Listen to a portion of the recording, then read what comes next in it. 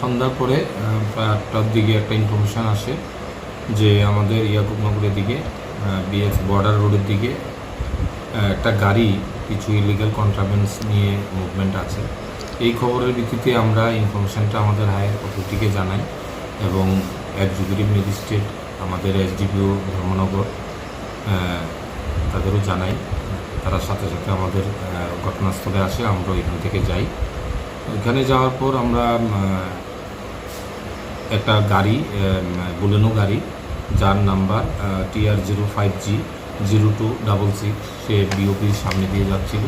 তখন সন্দেহত এটাকে ডিটেন করা হয় এবং এক্সিকিউটিভ ম্যাজিস্ট্রেট এবং সিনিয়র অফিসার ইন্ডিপেন্ডেন্ট উইটনেসের সামনে এটাকে সার্চ করা হয়। তার গাড়ির নিচ থেকে একটি প্যাকেট বের করা হয় এবং এটা খোলার পর দেখা যায় এতে সাসপেক্টেড ইয়াবা ট্যাবলেট আছে। তো এগুলা ম্যাজিস্ট্রেটের সামনে কাউন্ট করার পর আমরা দেখতে পাই এতে 1950 নোজ ইয়াবা ট্যাবলেট এতে আছে।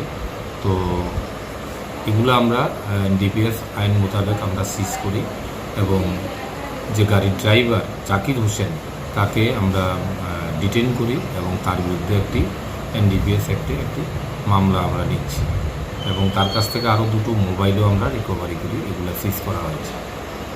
তার বাড়ি চোরাইবাড়ি, নাম আফতাব আলী, ইস্ট চোরাইবাড়ি।